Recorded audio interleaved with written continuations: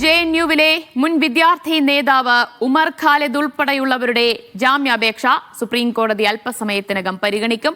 സത്യവാങ്മൂലം ഇന്നലെ സമർപ്പിച്ചുവെന്ന് ഡൽഹി പോലീസ് കോടതിയെ അറിയിച്ചിട്ടുണ്ട്. ധനസുമോദ് വിവരങ്ങൾ നൽകും. ധനസുമോദ്, വിചാരണ പോലുമില്ലാതെ കഴിഞ്ഞ 5 വർഷമായി തടവിൽ കഴിയുകയാണ്, ജയിലിൽ കഴിയുകയാണ് ഉമർ ഖാലിദ് അടക്കമുള്ളവർ. അവരുടെ ജാമ്യാപേക്ഷ ഇന്ന് പരിഗണിക്കുകയാണ്. എത്ര മണിയോടുകൂടിയാണ് പരിഗണിക്കുക കോടതി?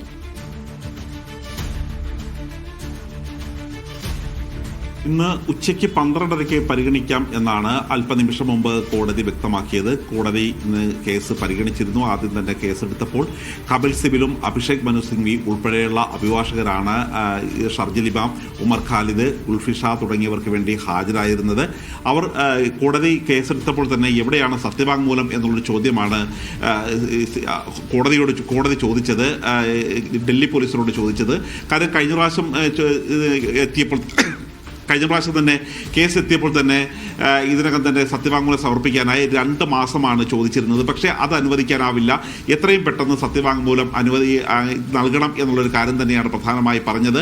പക്ഷേ ഇന്നലെ മാത്രമാണ് സത്യവാങ്മൂലം സമർപ്പിച്ചിരുന്നത്. ഈ സത്യവാങ്മൂലം തങ്ങൾ പത്രം വായിച്ചപ്പോഴാണ് അറിഞ്ഞത് എന്നൊരു പരിഹാസവുമായിട്ട് തന്നെയായിരുന്നു കപിൽ സിബൽ കോടതിയിലെത്തിയത്. ഇതേ തുടർന്നാണ് ഇനി ഈ അഭിഭാഷകർക്കും ജഡ്ജിക്കും ഈ തരത്തിലുള്ള സത്യവാങ്മൂലം ഇനി വായിച്ചു നോക്കേണ്ട കാര്യമുണ്ട്. അതുകൊണ്ട് തന്നെ കേസ് 1 മണിക്കൂറിന് ശേഷം പിന്നീട് പരിഗണിക്കാം എന്ന് പറഞ്ഞ് മാറ്റുകയായിരുന്നു. അങ്ങനെയാണ് കേസ് 12:30 മാറ്റിവെച്ചിരിക്കുന്നത്.